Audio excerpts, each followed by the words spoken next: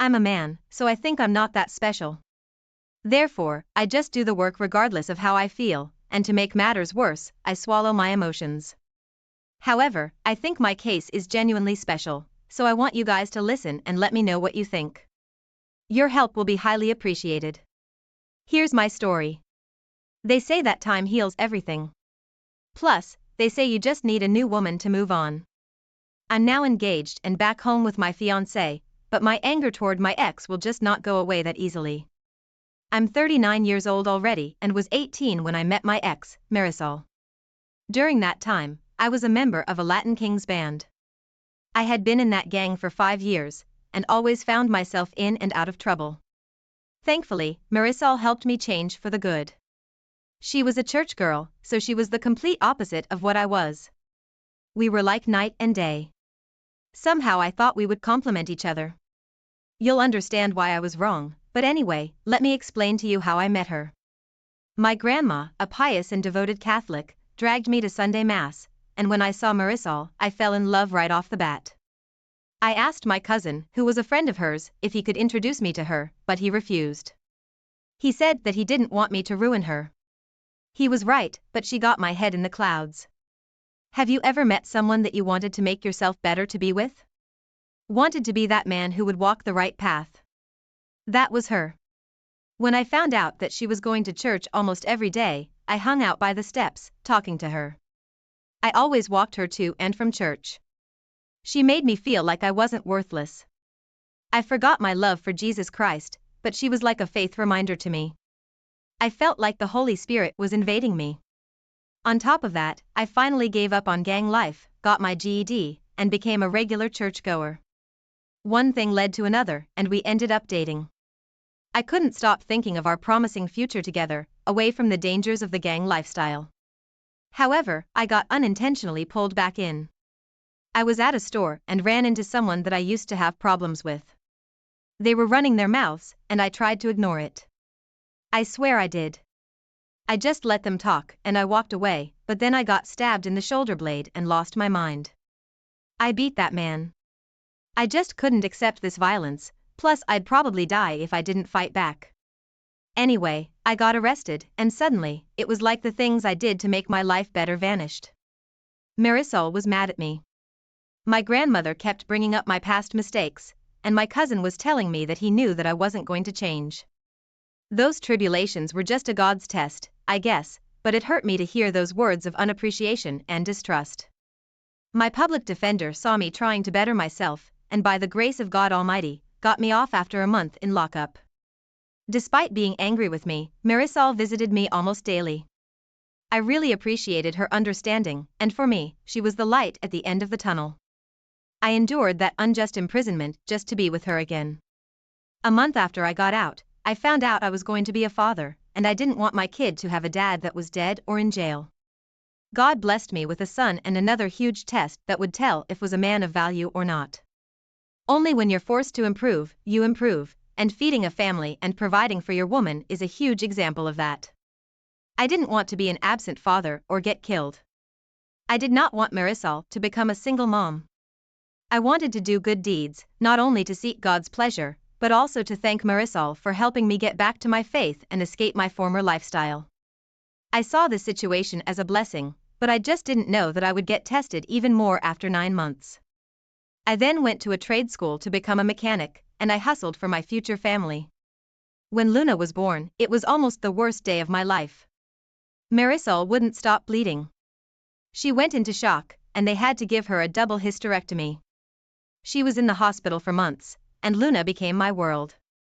I wanted her life to be the best. I wanted to give her the world. When Marisol was released, I promised her that our daughter will have a life far better than ours, and for years I kept that promise. I saved enough money to move us to the suburbs and became homeowners. I made sure Luna went to private school, knew how to defend herself, and always made sure I was the perfect husband. I didn't know my parents. Plus, I didn't have a positive male role model in my life, so I didn't know what a healthy relationship looked like. Television dads were my male role models, and I mimicked them and the marriage they had on television. As the years went by, I owned my own garage. My cousin became a pastor. My grandmother was still a pain in my neck. My relationship with my wife was stronger than ever, and I made sure I kept my prison body, but Luna hated me. Since she turned 13, she just started hating me. She didn't want me to hug her, rolled her eyes every time I told her I loved her, ignored me when I asked her about her day in school. It hurt me, and Marisol saw it. She told me that she was a teenager and that I should just let it ride. She will come back to me. For 2 years, it was like that. So for her quinceañera, I wanted to go all out, got everything she wanted, and she was still disrespectful. Briefly, the old me almost came out just to put her in her place, but instead, I went to my cousin, vented my frustration and doubts about being a good father, and he told me to just let her be, and he said a prayer for me. I wanted a slideshow for the father-daughter dance. I got a chunk of the pictures of us together, but I realized I didn't have any recent pictures of us. She didn't want to take any. The last time I had pictures of her and me smiling with me was on her 13th birthday, and those were on my daughter's broken tablet. I took that tablet, went to a repair shop, and I didn't care about the cost. I needed that tablet fixed, after a day and $300. The tech fixed it, and I was happy. I knew her passcode, but I never bothered invading her privacy. I just wanted those pictures, and when I opened that tablet and looked in the gallery, there they were, my little girl smiling and happy to be with me. I felt great. Then the instant messages appeared. It was my daughter talking to my wife. It was a long banter that she didn't want me to dance with her, and it did hurt, but as my wife said, she's being a teenager. Then she said something that destroyed me. She asked why she had to do the father-daughter dance with me, since I'm not her father. I felt my heart stop, got dizzy, my mouth dried up, and I needed to sit down. My wife responded that I raised her, I loved her, and that makes me her father. But Luna responded by saying that my cousin is her father, and she can't wait for her to turn 18, so she could tell me the truth, and she could live with her real dad. That she hated me, that she thanked God that I'm not her father. Marisol began cursing her out, saying that it was a mistake for my cousin to tell her the truth 2 years ago, and the more they talked, the angrier I got. My wife lied to me for 15 years. My cousin, whom I confide my issues about Luna, and my fears about being a bad father, not only slept with my wife, but had me raise his child. I wanted to hurt them. I felt a mixture of anger, sorrow, and grief. I wanted to scream, cry, and die at the same time, if that makes any sense. Not only did I believe that my wife was faithful, the very guy who was supporting me during my tough times, my cousin was the kid's. That's a double betrayal. But you know what? Revenge is a dish best served cold. It was about time to give these traitors a taste of their own medicine. I went to a dark place, so I wouldn't do anything stupid. I told Marisol that I needed to focus on work so I could pay for the quinceañera, and instead I drove to Manhattan, and saw my old public defender who wasn't a low-level attorney anymore. He had a nice expensive firm near Midtown East. I was surprised that he remembered me, but apparently I was his first case as a public defender. We sat down, and I told him everything. Gave him the tablet, and when he turned it on, the messages just kept coming. Only this time, Luna was talking to my cousin, her real father, and he was telling her to give me a chance. How I was always there for her, but Luna told him that so was he. How it makes sense that they have so much in common, and even called him Poppy multiple times in their conversation, and he responded and told her that she was his little girl. We went through our options, and he asked me what I wanted to do, and I told him that I wanted to go full scorched earth. I wanted to poison the well, and he asked me several times if that is what I wanted, and nodded. I also told him that everything had to be filed before the quinceañera in 2 weeks. So we sat down and spent the next 12 hours on what needed to be done, and I followed his instructions to the letter. I secretly placed my business for sale. I called the private school and told them that I will not be paying for next year. I closed the college accounts and the savings that I had for Luna, and prepared to place my house for sale online. There was only one thing I deviated from: the day of the quinceañera. That day went off without a hitch. The whole family was there. Luna was smiling and having fun. Marisol kept asking me if I was okay, and I lied to her. It was hard not to hate her. She knowingly let me raise another man's child. She slept with my cousin, a man who saw me as my brother, and the godfather of my child. So the rage was hard to suppress, to say the least. When it was time for the father-daughter dance, I called her to the center of the stage. She looked annoyed, but walked over. I had the music playing, and her smile tore me apart. For years, I wanted to see that smile again, and now I didn't want it. As we danced, I had the slideshow playing.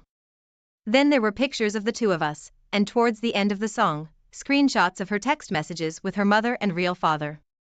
My wife, the cheater, learned the hard way why the Bible criminalizes adultery, and my cousin learned the hard way why you shouldn't put your hands on another man's woman.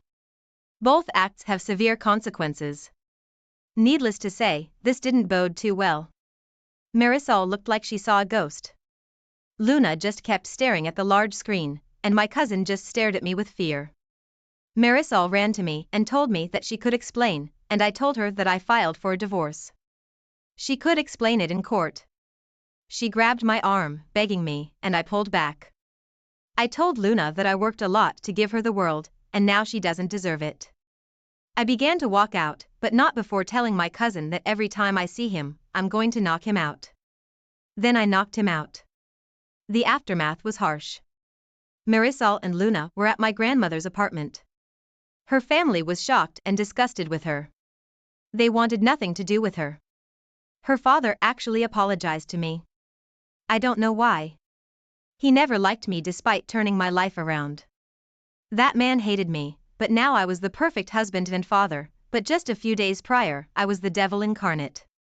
My grandmother had the audacity to tell me about the story of Abraham, and how when came back from battle 3 years later, his wife had a 1-year-old child, and he raised him as his own, and how I should be like Abraham, so I told her to get out of my house.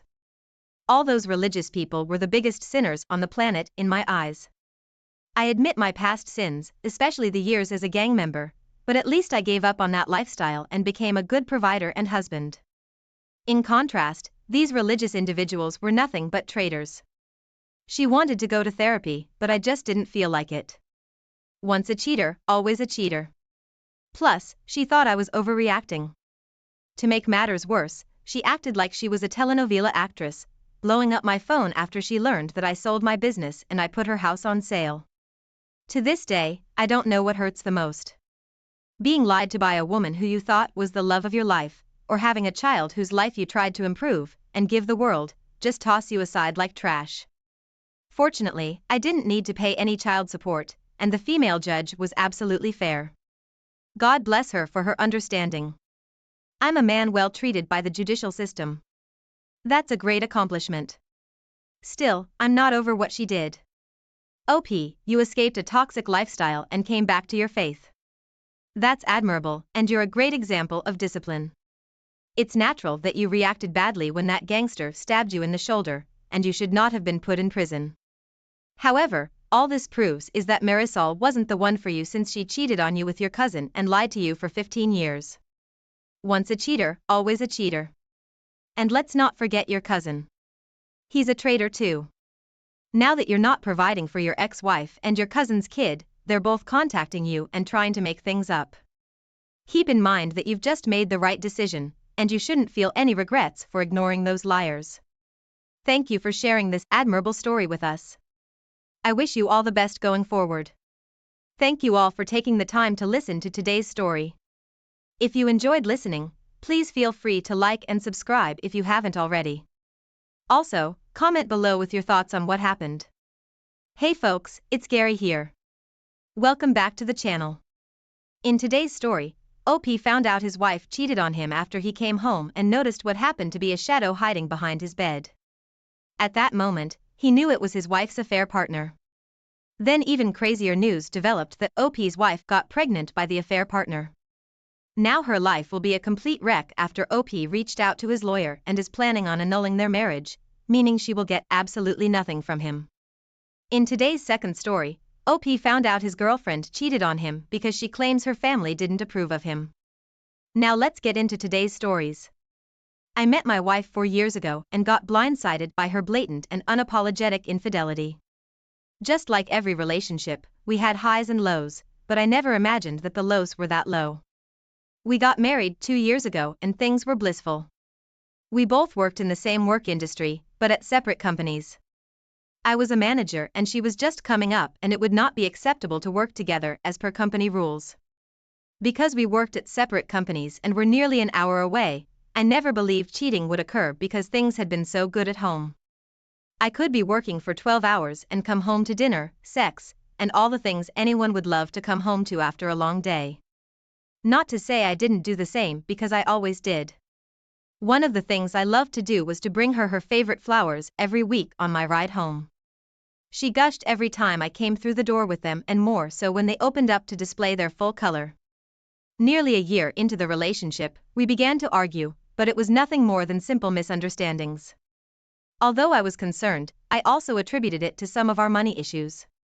She hadn't been making as much, and although I was the primary breadwinner, what I made didn't always afford us the luxuries we had loved to engage in months prior. I always told her things would get better, and they certainly did. I got a raise, and so did she. However, the arguments didn't subside the way I had imagined they would.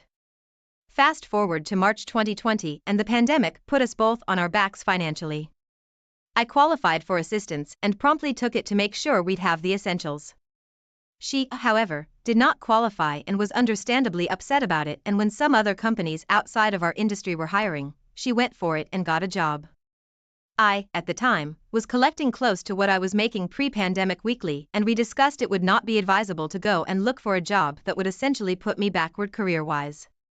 This meant I would stay home and help out while she worked, and with both incomes we'd be just fine.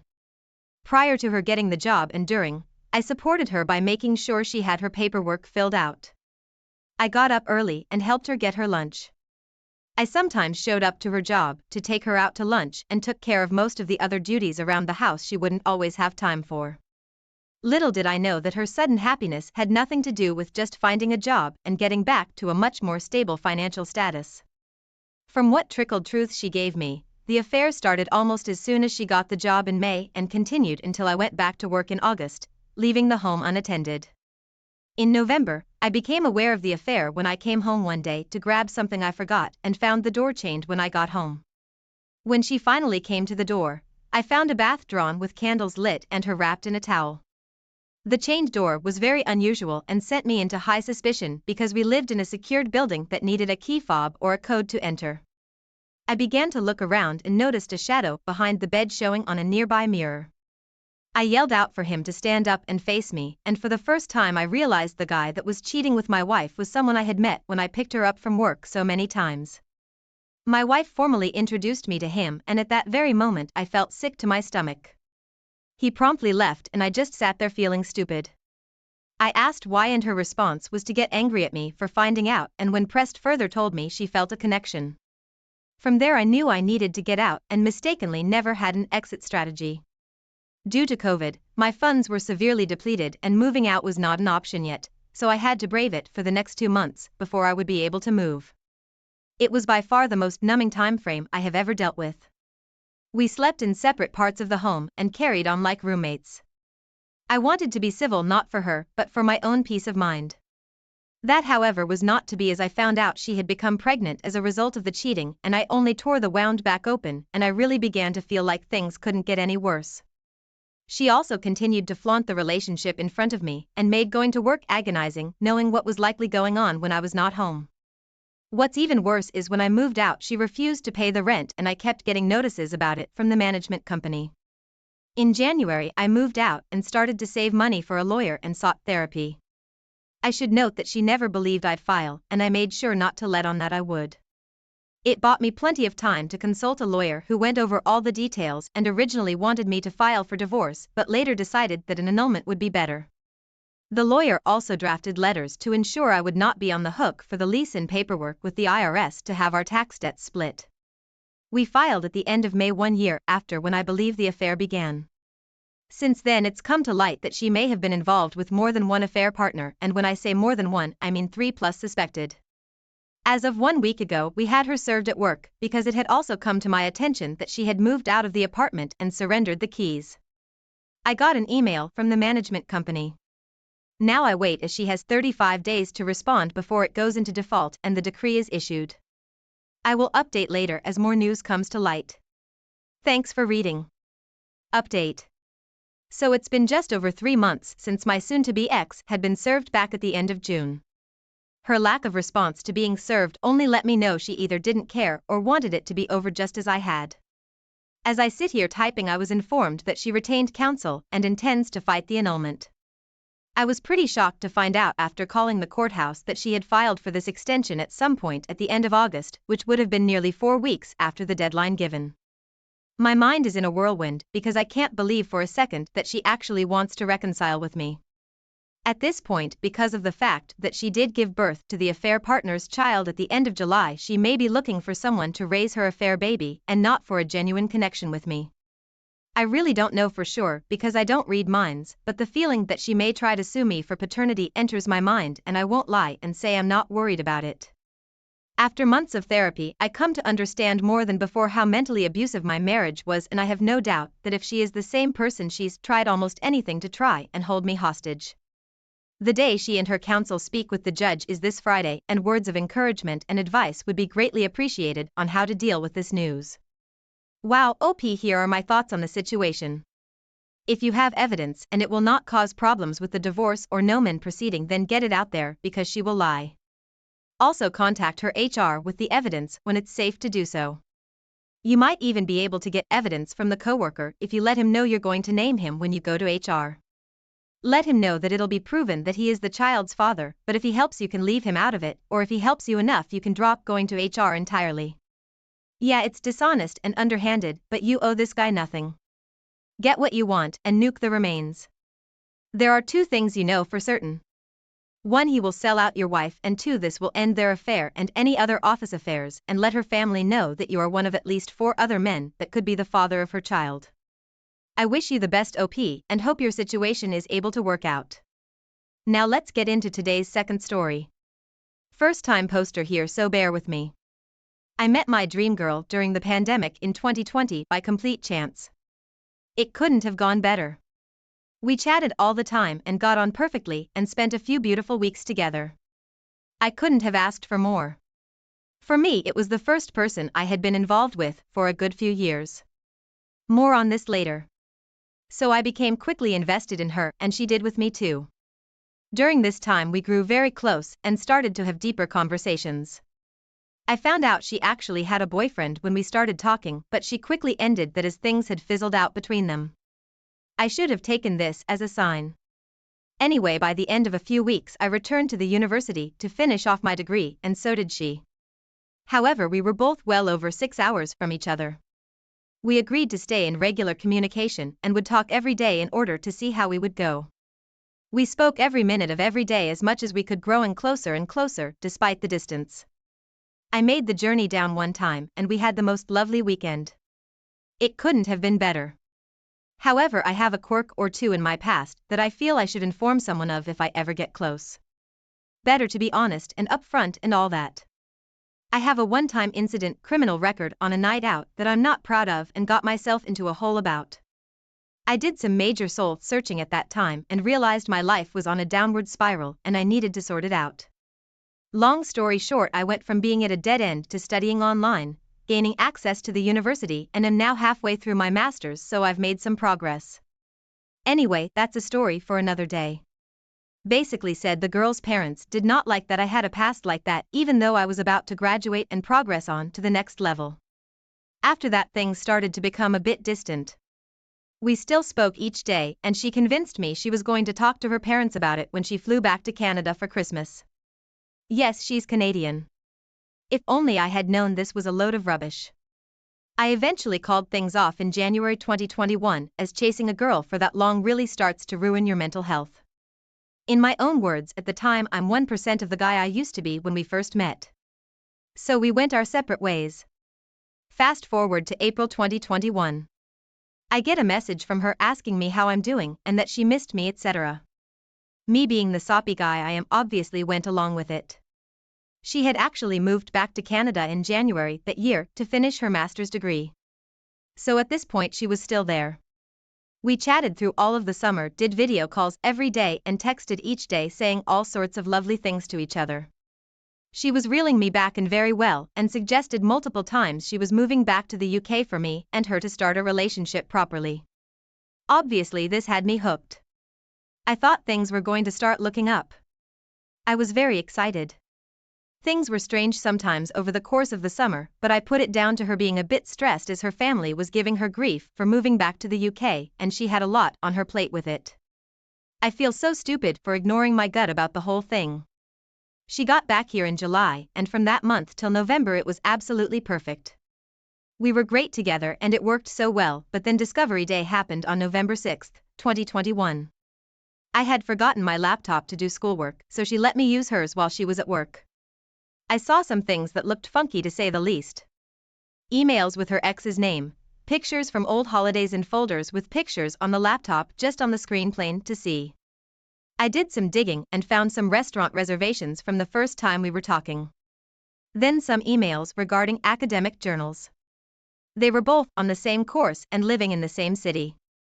I asked her about it and she said they were on placement together and that was it. Then I pressed more and more. She said they went to dinner a couple of times. Then I pressed more. She went to his house over a couple of months to watch sports with him and his friends. Then I pressed some more and she said he was walking her home from placement and she was inviting him inside. She slept with him on multiple occasions while talking to me. All of this info came out over a month and a bit. More information came too. She said she stayed at a cottage with her sister and mom when she was back home for a weekend. She saw him again with her family 2 weeks before she saw me again, had sex with him in the back of his car, and in her words said to make sure she didn't still have feelings for him before she saw me again. Honestly, since that day my head hasn't been right. I've been trying to struggle my way through it because she is convinced she made a terrible mistake because she knows I would be the best thing for her in every way. She basically feeds me all this stuff. Her reason for doing it? She didn't have approval from her family about me and thought I was too good for her and she has low self-esteem, so she tends to self-destruct. She wants to reconcile and is apparently madly in love with me and is now in severe depression because of what she has done to me. Her friend says she's never seen her like this over a guy before. Her parents and sister loved me when they met me, so they're very disappointed in her that she's done this to me. They didn't know in what capacity we were talking. She hid it. Everyone is hugely disgusted by what she's done and how she's played me for over a year. What do I do about this? I honestly don't think I could ever trust her again, not properly. If I could, it'd take years of hard work and we don't live super close to each other at the moment. Half of me feels like I should consider trying to reconcile because maybe she did just make stupid choices. I don't believe anything is really ever a mistake though, and perhaps under all of that exterior there's a good person. The other half of me feels like I should just cut my losses, chalk it up on the scoreboard as experience and move on. I'm at a pivotal time in my life doing the best I've ever done academically and personally. I'm well on my way to graduating from my master's with a potential PhD on the cards. I never once pictured myself doing anything like this. The only thing making me think twice is that I do want a family, wife and kids and all that, eventually. I just don't know if I'd be missing out on an opportunity to help someone be better and maybe do well from it myself. OP, after reading your story, here are my thoughts on the situation. So she cheated on you numerous times while you were long distance, then lied about it, trickle-truthed, gaslit you about the reason, and now you're long distance again and are wondering what the future holds? She is going to cheat again. She likes the option of having you around but isn't loyal, honest or respectful of your commitment. That's not a good choice for a partner in a same-city relationship. I'm not sure why you would waste your time with this. Stop with the long-distance nonsense. Just ghost her. No explanation needed. You don't owe her anything. Every second you invest in her is a complete waste of your time. Focus on your education. You will have plenty of time to find another woman that will be loyal and treat you right. Good luck, OP. Thanks for taking the time to listen to today's stories. Don't forget to like and subscribe if you haven't already done so, and comment below on what your thoughts are on today's stories. If there's a story you would like to share with me about your own situation or someone else's, then please do not hesitate to contact me. Hey folks, welcome back to my channel Relationship Haven. Before the video starts, please make sure to like and subscribe if you haven't already. If there is a story you would like to share with me, then please do not hesitate to contact me. Now, let's get into today's stories. Right now, it feels like my whole world is collapsing around me. I never thought I would find myself in this situation, but here I am. I, 42 male, have been dating my girlfriend, 40 female, for about a year and a half. In that time, we've had some rocky moments, but we've always managed to talk them out and come out stronger. Communication was always key, and I was led to believe that things were fine. Prior to the whole pandemic, we had made plans to finally move in together, and I was just waiting for my next paycheck to come so I could finally put a deposit down on a place where the two of us could make a new home. This past Saturday, I went to visit her to make sure she was doing okay. She recently lost her job, and to make sure that she was stocked up on groceries for the next few weeks because I didn't know when we would see each other again. Well, I didn't expect the day to turn out the way it did. Early in the afternoon, she ended up having a medical emergency. It was an incredibly scary and traumatic moment. I called the police, and they immediately came out, and we were en route to the hospital. In the whirlwind, I managed to grab her phone, thinking that I could call her parents to let them know what was going on. I got to the hospital and was told I would have to wait until she was stabilized. Alone in the waiting area, I opened her phone and searched for her parents' number. That's when I saw it. Text messages, pictures, and videos between her and her male friend. I don't know why, but I kept scrolling. A picture of a pregnancy test. Explicit pictures. Things I never would have imagined. They made exchanges referring to me, asking if I had left. I went back and looked at the other messages, dozens of them to dozens of different men. My heart sank. I was gutted. I am a decent enough person that I managed to stay at the hospital so I could see her. I went into the ER room where she was being held and saw her there, asleep on the hospital bed, unaware of all that I knew. Eventually, I looked at her and just broke down. I was so angry, hurt, and upset. It was bad enough that we were at the hospital, but this was a double punch to the gut. They admitted her overnight. Because of the pandemic, no visitors were allowed upstairs, so I had to leave. That was the last time I saw her. The next day, I called her on the phone. I told her everything. I said I knew about her and her friend. I said I knew about the others. I demanded answers. I got none. That was 5 days ago, and all week I have been walking around like a shell of the person I once was. I feel hurt and alone. I feel emasculated and betrayed. I have been talking with friends. I've been exercising. I've been doing everything I can to take my mind off of this. I actually felt a little better this afternoon, enough so that I actually could eat something. And then I got the text. Miss you. I love you. And now I'm back to where I started. I didn't reply. I don't know where to go from here. I just needed to write this down somewhere and get it out, because it just hurts so goddamn bad. How could someone who I had planned on spending the rest of my life with do these things? I keep looking back for signs, but I don't see any. Man, she got me good. I guess if there is any silver lining to this, it is that I found out about this now instead of after we moved in together. I just want the pain to stop. Update. Just wanted to give some quick updates to clarify what has happened since I posted this in the wee morning hours. First off, she is blocked on all social media and from my phone. However, I'm expecting to hear from her through other channels, because this morning I also contacted AP's wife with all of the screenshots, information, and timelines that I had. No response yet, but I can certify that it was delivered. Hopefully I hear back. Thank you to everyone for your support and all the kind words. I have known from day one that this wasn't my fault. It wasn't the result of anything I had done and that this is her problem. I am not going to analyze the relationship as much as I want to, because frankly, I cannot trust anything she ever said or did at this point. There is no chance of me falling for reconciliation, because I'm firmly in the once a cheater, always a cheater camp. The proof is just too concrete. Also, I recently had an STI test and it was clear. It's been over a month since she and I were last physical. She said she was going through some medical issues, but now I can see that is all BS. Thank God for this community. I will keep you updated as I hear more from the AP's wife. Update 2. I have to say a huge thank you to every single person who has commented. The outpouring of support and confirmation that I'm doing the right thing has helped me a lot today. I'm so glad I decided to share. It's definitely helped me feel a little better today. I know the days, weeks, and months ahead will be hard, but I'm ready. I'm still dealing with a lot of emotions, but what is it they say? Time heals all wounds. I think that's a fair assessment. I just want to appreciate all the advice, support, and love you've shown me today. I have not heard back from AP's wife at all. I contacted her through Facebook Messenger, and it looks as if the message has been seen. I also texted her, left a voicemail, and sent an email to the only email address of hers that I could find.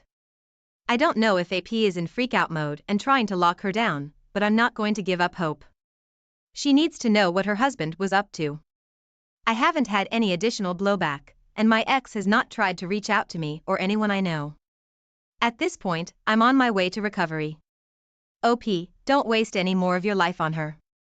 Try to push her away from your mind over the coming weeks. Some people are terrible, and you'd never know it because they're so good at pretending to be something they're not. Try to do things you enjoy, try to move on, and know you didn't deserve to be treated like that. Don't be nice. Be free. Cut ties with her, have a funeral for her in your mind, and never speak to her again. She doesn't love you, she's just too afraid of rejection to show herself as the shallow, lying, attention-seeking animal she is. Now, let's get into today's second story. We started dating in September 2018 on my birthday, so that day has always been extra special to me. My partner does roster work. She works 8 days on a mine site and is back 6 days off. I work a decent 9-to-5 job, so we are both pretty well off.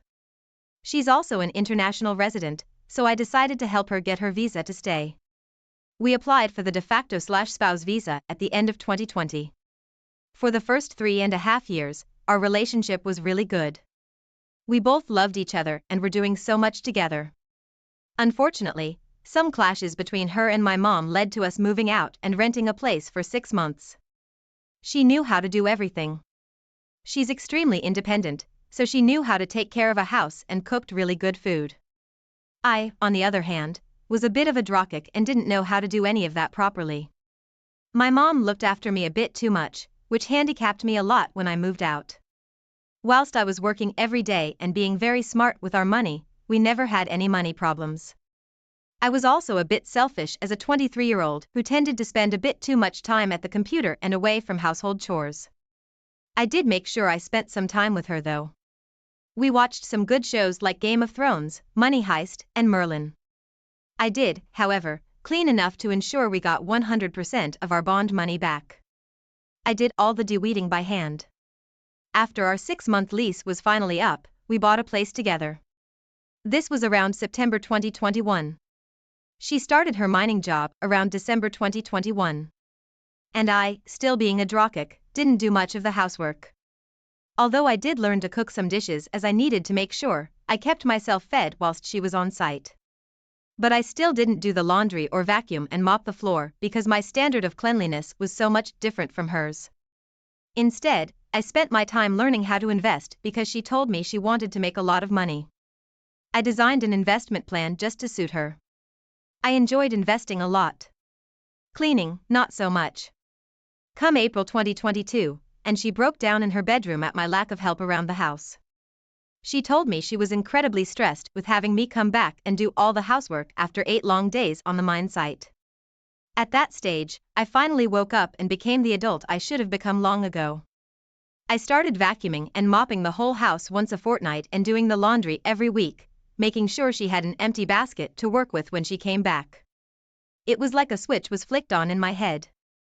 I should also mention that sex was non-existent in the last year of our relationship.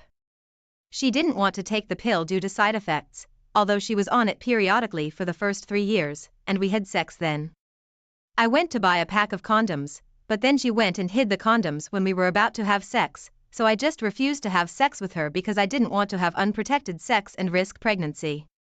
She even suggested that I take the male version of the pill that would make my sperm infertile or something. I don't even know what she was on about there. I kept up my routine, making my own lunches and maintaining the house while she was away. I finally became an adult that could survive on my own, but the relationship didn't seem to improve. Slowly over time, she stopped cooking for me and didn't like me touching her in bed. She also gave me her cheek for kisses instead of her lips. Looking back, these were all red flags, but I was blinded by love and my desperation to save the relationship. I kept up with the cleaning and maintenance. She even went back on the pill to balance her hormones, or so she claimed. I tried initiating sex with her again at that point, but she refused, and then came September 17, 2022. I was mopping the floor in my computer room and couldn't use it because the floor was wet. I went to use her laptop instead and saw everything in Messenger. She had been in a casual but intimate relationship with a man on the Mine site, a little younger than me. The text messages were extremely explicit. I saw they had this going on since late July. I couldn't go any further back because I was about to throw up. I confronted her about it that night and she told me she had been extremely stressed with work and had fallen out of love. I didn't understand. She loved me when I was a total dropkick, then all of a sudden I became this mature and capable adult, but she didn't love me anymore. I was a total wreck for the next week and couldn't sleep well. I decided to call things off with her. I cannot be with someone who commits infidelity. We are going to split up our assets and go our separate ways. She told me she wants to remain friends, but I don't think that's going to happen anytime soon, nor do I think that's a good idea for either of us. This also has implications for her visa. She is currently on her temporary visa until the end of November this year, at which point we were supposed to sign off on some documents so she could get her permanent residency. I told her I refused to sign any documentation as I basically would have to lie, which could get me sent to jail along with a big fine. She may still be able to get her permanent residency if the department decides to award it to her, but she is at a much greater risk of having to go back to a student visa, which means she will lose her mining job. Along with her life savings of having to enroll in some course she doesn't want to complete and pay international student fees, which are bloody expensive. Along with wasting years of her life just to progress her spouse visa, all for nothing. Despite the harm she has inflicted on me, I hope she gets her permanent residency. It doesn't affect me either way whether she gets it or not, but at this stage I have no influence over it because I have already withdrawn as her sponsor. I cried multiple times in front of multiple people. I cried because the vision I had of us being together with our many successes around us is now impossible. I cried because I was forced to make decisions that would either harm myself while benefiting her or harm her while benefiting myself. I cried as I entered the empty and dark house after work was done, knowing that she was living with her friends and I was alone. I will be moving back to my parents in a few months. It makes no economic sense to stay out here on my own without a partner. This was an exit affair. By the time she began crying to you about your lack of effort, she had already checked out. She, unfortunately, chose the most immature way to do it. At least you can use this as your own learning experience and personal growth. You didn't deserve to be cheated on. She could have been honest at any time. It would be best if you get to no contact as quickly as possible. Be sad about her visa situation, but don't legally risk yourself. She knew the situation and its implications. That's on her. Her actions have consequences and she is finally feeling them. You need to look out for yourself first and foremost. And absolutely don't be her friend. You can't be friends with someone who traumatizes you in such a despicable way. Don't kick yourself too much. You were 20 years old when you entered into this relationship. You showed a great deal of maturity when you changed your behavior to help your partner and the relationship. Regardless, you have dodged a bullet and you will be better off without her. A young man who is capable of living on his own and who can cook and clean is a huge plus in the dating field. Enjoy being single. Thanks for taking the time to listen to today's story. Don't forget to like and subscribe if you haven't already and comment below on what your thoughts are on today's story. I hope you all have a great rest of your day. I, 33 male, met my wife, 31 female, 8 years ago on a dating app. At the time, neither of us was looking for anything serious. We were both young and we wanted to make the best of our youth while we could. But then we fell for each other and all of that went out the window. We wanted to be with each other all the time and things quickly got serious. I knew before she and I even met that my wife was polyamorous. At the time, it wasn't something I cared much about. I just went into our relationship thinking it was going to be a casual, fun time. I was definitely curious about what that was and how that worked in her life. But personally, I've always been monogamous. My wife told me one day when things started to get serious that for the first time in years, she was only thinking about one person, and that was me. There was a bit of a disconnect between us when we first started exclusively dating because I felt like I was taking something away from her through monogamy. However, she assured me that it was what she wanted. We had some ups and downs, and we were able to work it out to be together. Eventually, I proposed to her and we got married. Some of the people in my family were not at all understanding of polyamory, and they were practically betting that I would end up getting divorced. Before I was with my wife, I didn't know much about it, and I might have thought the same thing. But she explained everything to me in such a way that I understood what it was, and I trusted that should she ever have any issues with monogamy that she would come to me and we could talk about them. About 3 years into our marriage, I got the opportunity of a lifetime for work. It required me to travel abroad for 3 months to do some on-site filming for an advertising agency. They were pretty much paying me to travel all over Asia and visit some of the best tourist sites and take pictures. All expenses paid, hotels, meals, airfare, everything you can think of. After a long discussion with my wife, we decided that it was too good of an opportunity to pass up, and I agreed to take it. Of course, that meant that she would be alone back home while I was away, except for 1 week when she would be meeting me in Tokyo since our schedules aligned. I said goodbye to her and I set off on my grand adventure. I had a great time. Every night I would FaceTime with my wife and we would catch up. I had no fears that anything was going to happen while I was away. One night, I called her for FaceTime around 5 p.m. While I was in Thailand, that was around 8 a.m. in our time zone. Our typical call schedule had been just like that. I would call her in the evening when I got finished with all of my things, and she was usually drinking coffee in the kitchen when I did. However, this time she didn't answer. At first, I figured that she must have slept late or forgotten to set her alarm, but deep down I knew that was not like her at all. She had always been the kind of person to wake up at 7 a.m. on the dot, without even needing an alarm to do so. Still, I didn't suspect that she was with someone else. I just texted her and told her that I missed her and loved her and I would give her a call the next morning since we would both be busy and or asleep. When I was finally able to get on the phone with her again, I asked her about what happened. It wasn't an accusatory question. It was more of curiosity since it just wasn't like her. She got defensive with her answer. She made it sound like I was insinuating something when I wasn't by any means. I ended the call before an argument started. That was the last thing I wanted while I was trying to enjoy myself, but I couldn't shake the feeling that there was something more to her reaction that I didn't know about. Eventually, we made up and everything was fine leading up to her visiting me in Tokyo.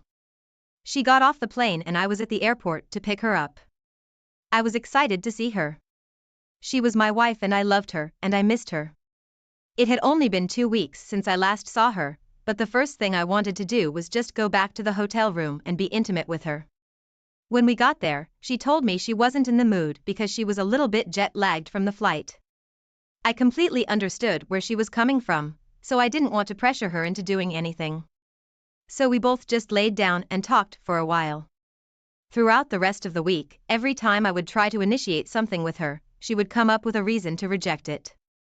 Whenever she would end it, I wouldn't ask any questions or try to pressure her to give me answers about why she didn't want to sleep with me.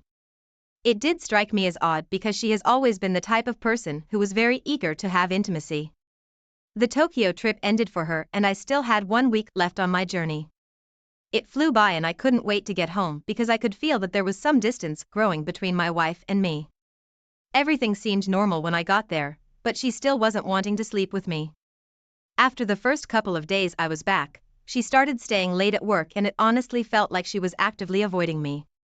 At that point, I had let a lot of my insecurities about what was going on with our relationship pile up and I confronted her about it when she returned home. She told me that I was being obnoxious with my accusations. In fact, she ended up guilt-tripping me for why she was staying late at work. She told me it was because she had to take time off work to visit me in Tokyo, as I pressured her to do. We got into a huge argument about that and I ended up sleeping on the couch. Just the following day, which happened to be a Saturday, she told me she had to go to work for some last-minute troubleshooting at the office. In all the time we had been together, she had never worked a Saturday. I think it was at that point that I really thought something was going on. All the time that we had been together, we had never had any issues with her polyamory, but as soon as I started to think that something was wrong, it popped its head right up. I couldn't help but wonder if she had taken advantage of the time that I was gone and slept with another person. For a while, I convinced myself that I was just exaggerating and purposefully trying to hurt my feelings by thinking things like that. I distracted myself by trying to clean up some of the house. As I was looking under our bed to pull out any old clothes or trash, etc., I found a sock. It was only one sock, but it wasn't mine, I knew that, and it wasn't the type of sock that my wife wore. It was someone else's sock who didn't live in my house. That was the push that I needed to seriously consider that my wife was in fact cheating on me. I went to her office and looked through her desktop to see if there were any indications of who it was with or what she was doing while she was supposedly at work. There was no indication from any of her recent emails that she needed to go into the office for any reason, so that helped me realize that she had already lied to me. Her inbox seemed clean, but when I looked over her desktop and clicked on her recycle bin, I found some pictures and videos that she had deleted but hadn't cleared. My heart completely sank when I saw that. I recognized the man in the pictures right away. He was one of her coworkers. I had met him a few times at company gatherings, and I always thought he was a bit chummy with my wife. I would make jokes about it with her, and she would just laugh it off with me and tell me that he was married too, so I had nothing to worry about. I guess they both saw a prime opportunity to cheat on their partners while I was out of town. I emailed myself the evidence and immediately began looking for a divorce attorney. Right away, I started thinking of a way to get back at both of them for their betrayal. Knowing that my wife was cheating on me with one thing, but the fact that she was cheating on me with a married man and ruining 2 relationships knowingly was like a slap in the face. I looked her coworker up on social media and found his wife pretty easily. I sent her a message asking if we could set up a time to speak face to face since I had some news to share about her husband. She probably assumed the worst right away, but she agreed to meet me at a cafe.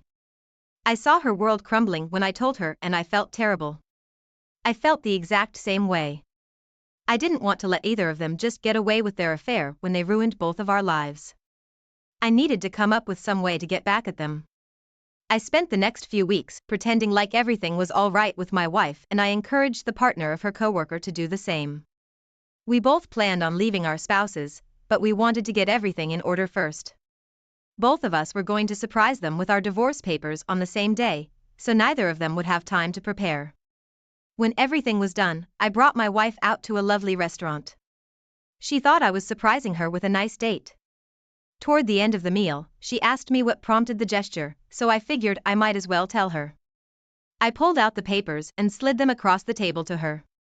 She was shocked and hysterical. She tried to contain herself, but really it was quite the scene.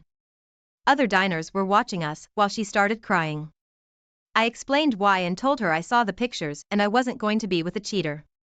She tried to tell me I was misinterpreting them and that she hadn't cheated, but I didn't believe it. I just left the restaurant, leaving her to pick up the bill. We got divorced and now we're living separately and have no contact with each other at all. Funnily enough, her coworker's wife actually messaged me one day and asked to get together. We kind of hit it off. Things are still complicated because the wounds are so fresh, but there could be something there.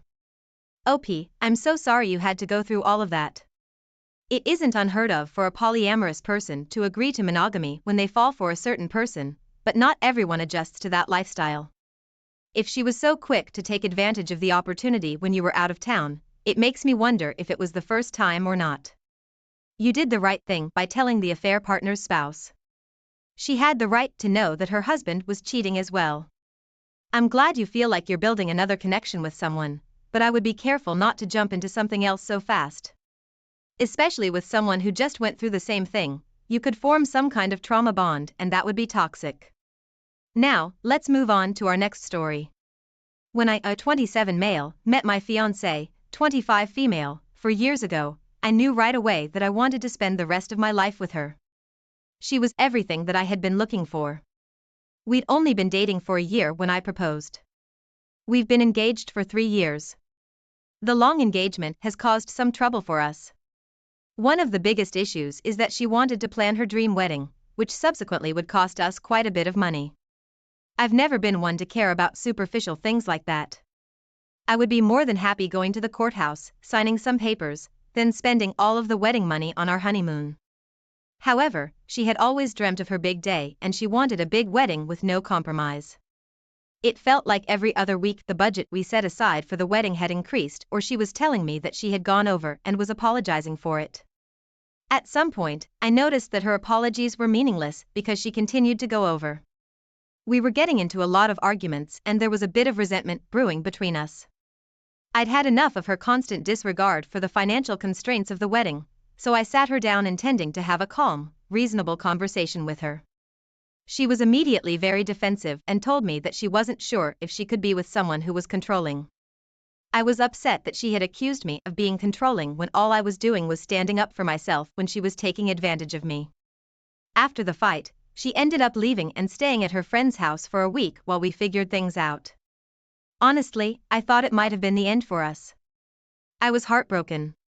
She was my dream girl and I cared so much about her. She eventually came back and we had a long discussion about the wedding. We both agreed that we still wanted to be together, but we needed to set some boundaries. We also agreed that we would move forward with what we had for the wedding and halt all further planning. That was the only compromise on the issue I would allow, since we were already over budget by 50% and had 150 people invited. We fell back into our old patterns with each other and it seemed like our temporary break in discussion actually helped our relationship. The wedding was only a few months away and we were doing well. As we got closer to the wedding date, some of the stressors started to come back for us. My fiancé's coping mechanism with the stress was to throw herself into her work. She's a graphic designer and very creatively inclined, so it helped alleviate the stress. So instead of being home with me, she was at work. She started spending more and more time at work. It felt avoided, which was unlike her. I was curious about why she was there so much, so I asked her one night when she came home. She just told me that it was a good way to escape and forget about all of it. I didn't understand why she still wanted to go through with the huge wedding, if it was stressing her out so much, but I didn't ask about that. Around the same time, I noticed that she was wearing more makeup and more revealing clothes to work. I had nothing against her dressing in a way that she felt confident, but she normally wore long pants, boots and sweaters to work because she was always complaining about how cold she was while she was there. Suddenly, she was wearing sleeveless blouses, showing cleavage and skirts. It was odd. I tried not to worry about it, but honestly, I've seen a ton of those Am I the Jerk videos and stories exposing cheaters, so a lot of the things she was doing were raising red flags for me. I needed to find out if something was going on before the wedding. I didn't want to be married to her and then find out she was with an ex or something after we were legally attached. I did some snooping on my own, but didn't find anything. One thing I've always known about liars is that they're good at hiding their lies. So I justified hiring a private investigator to follow her. I reached out to someone who specializes in infidelity, and they agreed to take the case. I could only afford to pay them for a few days because the wedding was depleting a lot of my savings. The first day, they didn't find anything. She went to work and went home with no issue. I thought that maybe I was overreacting, but my gut told me not to call the private investigator off. The next day, I was glad I trusted my gut. My fiancé texted me about midway through the day that she would be staying late at the office. She said that she was helping a coworker with some excess work they had before a due date. However, the evidence the private investigator brought back to me told a different story. They emailed me over a file with videos and pictures of my girlfriend with her boss in his office. They were having sex right on his desk, while other employees were in the office. I just remember staring at the computer screen until it turned itself off. I was so shocked by what I saw. When I collected myself, I started to think about my options. There was absolutely no chance I was going through with the wedding, but I needed to figure out how it ended. I wanted a little revenge on her for cheating on me. An idea hit me, so before I acted on it, I packed up some of my stuff and texted my brother to see if I could stay with him. When I got to his house, I drafted an email to our entire wedding guest list. In the email, I told them all it was cancelled and attached the evidence of my fee on says affair. Surprisingly, I got several responses back from relatives, coworkers, and friends about it. What surprised me the most, which I didn't even realize at the time, was that my fiancé's HR manager was on the list. She reached out to me and asked about details because it was something she was obligated to act on because it was clearly on company property. I told her everything I knew. My fiancé figured out I was with my brother and came to his house, banging on the door. She was fuming at me, but I stood my ground and ended it. I told her I was contacting the venue, vendors, and everyone else involved in the wedding and having all of my money refunded to me. I felt bad when she was crying in front of me, but then I remembered how she cheated on me and I didn't anymore. She and her boss were both fired for their inappropriate relations on the job. She tried to call me and tell me that I was still obligated to pay for the apartment even though I didn't live there, but I managed to work something out with the apartment complex to pay for 1 month and get off the lease. I think they were just willing to work with me because of the situation. My now ex-fiancée was forced to move out because she lost her job and couldn't afford rent on her own because she dumped what little she had in savings into a wedding that never happened. OP, I'm sorry you had to go through something like that. It sounds like your ex was manipulating you from the start when she wasn't respecting your budget for the wedding.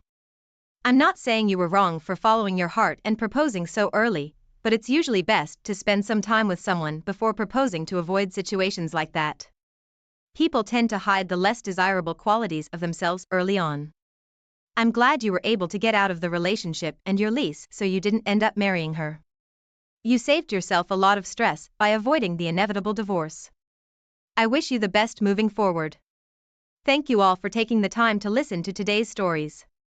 If you enjoyed listening, please feel free to like and subscribe if you haven't already. Also, comment below with your thoughts on what happened. If there is a story you would like to share with me about your own situation or someone else's, then please do not hesitate to contact me. I met my realtor wife when she gave me the tour of my future home. It's a beautiful, unique mansion. I'm an architect, but the design of my house still amazes me as much as it did the first time I saw it. It's older, but you wouldn't be able to tell by looking at it. It's futuristic and stands out on a giant hill all by itself. At the time, my future wife looked just as dazzling as the house. I asked her out that very night and took her to the nicest place in the city. On the way, we saw a billboard with her face on it. She was the star realtor of Memphis Area Realty, and she made it her personal goal to live with me in the house on the hill. As an architect, I got to travel all over the US to share my ideas and designs with upper-class, business-driven people. I was never gone for more than 3 days. A lot of my work could be done remotely, but traveling was inevitable sometimes. So, our story really begins when my wife volunteered to watch her aunt's house for 7 days. I had to leave for a trip before this, so we were apart for 10 days. It was the longest we ever went without seeing each other. Before she got to her aunt's house, she texted me often and called each evening to talk and say goodnight. On the first day she spent there, she was pretty quiet. She finally sent me a selfie with a campfire in the background and another man. There was also a teenager I didn't recognize. I asked who they were, and she texted me to explain that they lived on the same property as her aunt, just about 300 yards away in a different house. They knew her aunt, but not enough for her aunt to have them watch her house. My wife told me the man in the picture had a wife, but she went to bed early. I believed her and just asked her to be careful. I told her I didn't want anyone in her aunt's house with her for safety's sake. She agreed with me. The next 2 days she spoke to me less, even though she knew I was back home by myself. She said it was because she was busy taking care of her aunt's chickens. The next 3 days she only called me for about an hour on each day. The rest of the time she said she had a few properties to show that were close to her aunt's house. She showed me some of her aunt's chickens, but video calling just made me wish I was there with her. Her aunt lived 2.5 hours from us, and I had to meet with a few clients in the opposite direction. On the 8th day she only texted me goodnight and told me she got sucked into a book all day as an excuse for not speaking to me. On the 9th night she sent me a selfie of her in bed. I honestly wondered if the man next door was laying beside her just out of sight. On the 10th night she video called me around 9. She looked sad and sounded unsure of everything. It was extremely different compared to how my wife normally acted. Her excuse was that she fell off the porch steps and landed face first in the dirt. I was about to sympathize with her, but she quickly and loudly said she'd be home tomorrow and hung up. I tried calling her back over and over, but she didn't answer. I was so mad that I didn't try to call her the next day, even though I was worried and wanted to know if she was near home. When she walked in, I was relieved and swooped in for a hug. She was stiff and hesitant to let me caress her. I immediately asked her what was going on and what happened, but she played dumb and said there was nothing to report. I asked if she was as relieved to see me as I was to see her, and she only weakly said yes. We had sex, but it was just wrong. Before I could quiz her more, her aunt called my phone. It was odd that she wouldn't contact my wife directly, so I said it was someone from work and left the room to answer it. She said she came home to find AP with my wife in her home. She didn't know AP well at all, even though he was her neighbor, so it was very unusual to find him there without her permission. They looked spooked when she walked in, so she decided to review her driveway camera footage. I held my breath as she told me AP went to her house several times to see my wife. She couldn't see what they did in her house, but whenever they went outside, the audio was recorded. My wife trash-talked me to AP and said he was better company. I asked her if AP was married, and she said no, so my wife lied from day 2. Her aunt told me that on the last 2 nights she stayed there, AP came over around 10 p.m. and didn't leave the house until the next morning. I felt like my world was ending. I remembered the picture she sent me, and knew for certain that AP was in the house at that time. She apologized and said she never thought my wife was capable of cheating or lying like this. My wife came into the room and asked me what was going on. I lost it. I started screaming what her aunt just told me, and she started sweating. She said whatever AP told her wasn't true, but I told her that cameras don't lie. She opened her mouth to say something, but nothing came out, and I demanded to know why. I was so mad, I was shaking. She was holding her phone for some reason, so I grabbed it and snapped it in half. She screamed at me for that, and called me a spaz, which made me lose it even more. I reminded her that I was freaking out, because I just found out she spent nights with another man behind my back. I asked if they had sex, and she just told me I wouldn't want to know. I told her to get out of my house. It was then that her eyes bugged out of her head. It was like she didn't realize I was going to break up with her for this. She suddenly pleaded with me, saying she didn't mean anything by it and just wanted someone to hang out with while she was there. I was only more infuriated and told her she could have invited me over. If she was that lonely, she didn't have to cheat on me. I could have driven the distance if it meant saving our marriage. She stammered and couldn't think of anything that would help excuse her from this poor decision and life-changing mistake. I told her once again to get out of my house. I wouldn't forgive this level of blatant betrayal. Without her phone, she walked to a gas station in tears to call her mom.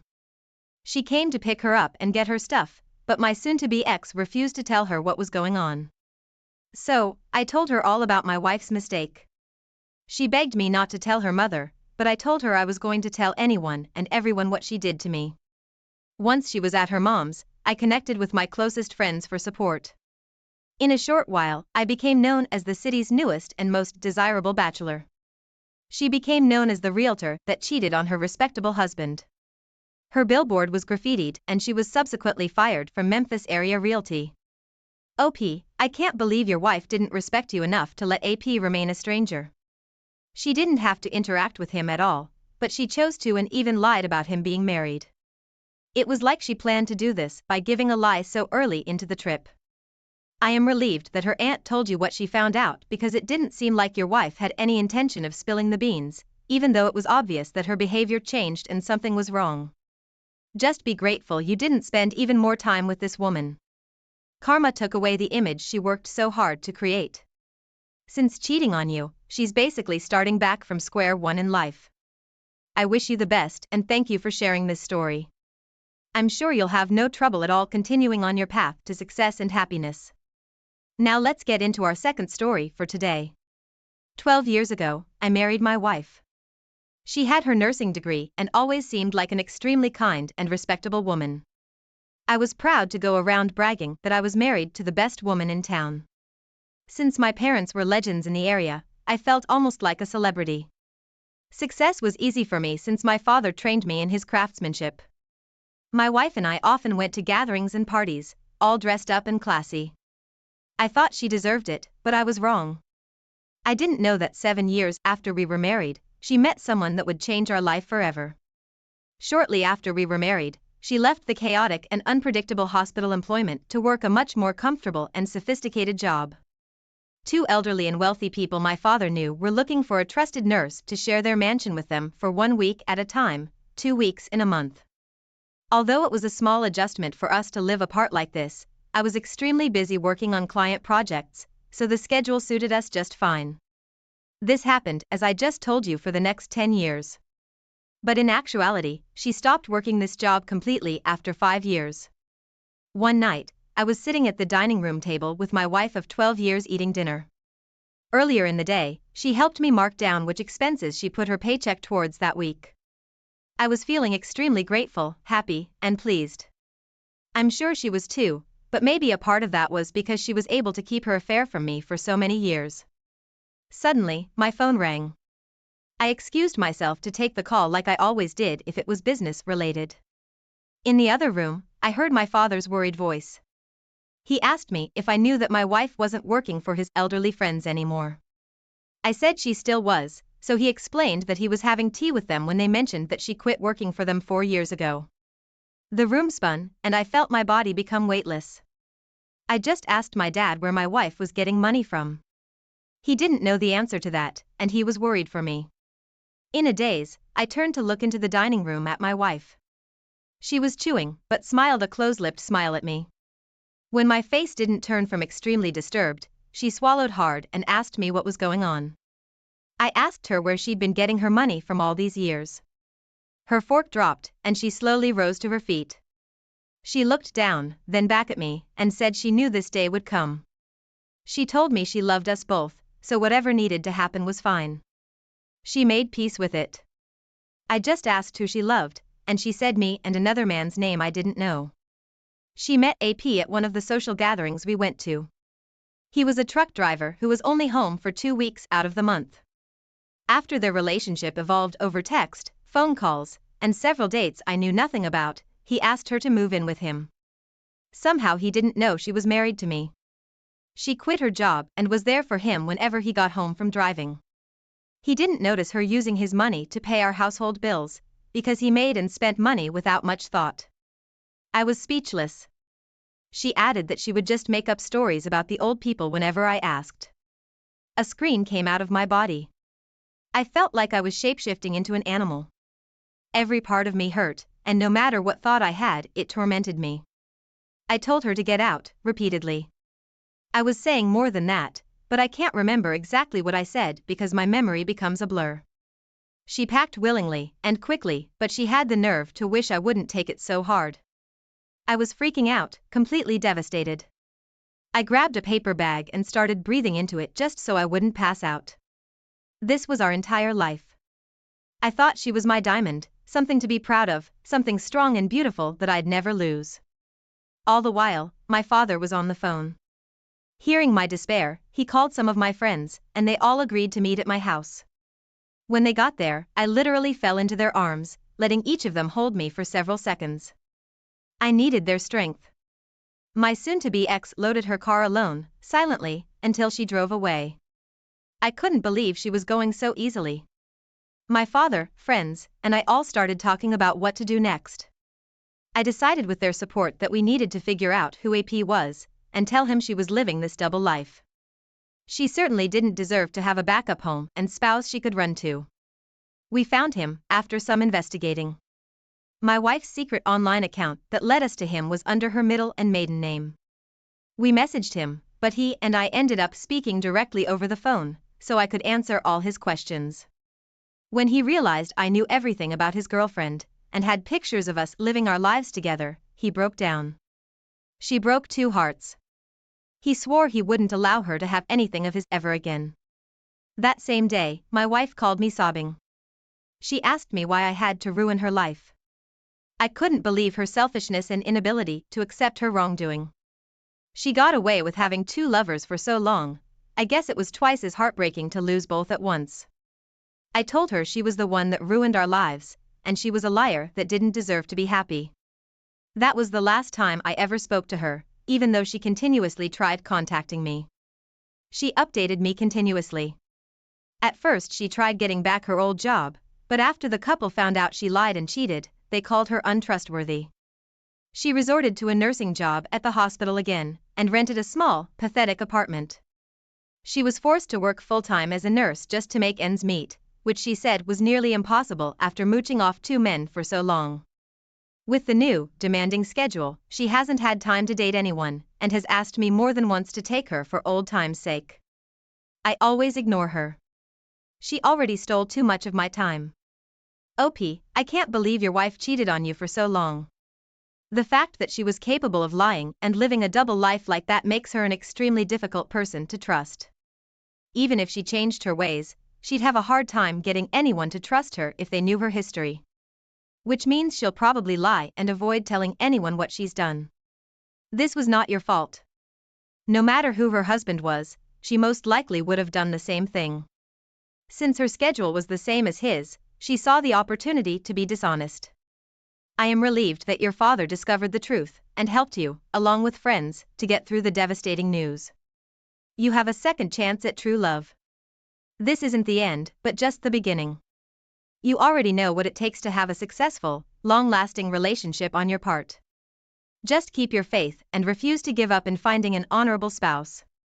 Thank you all for taking the time to listen to today's stories. If you enjoyed listening, please feel free to like and subscribe if you haven't already. Also, comment below with your thoughts on what happened.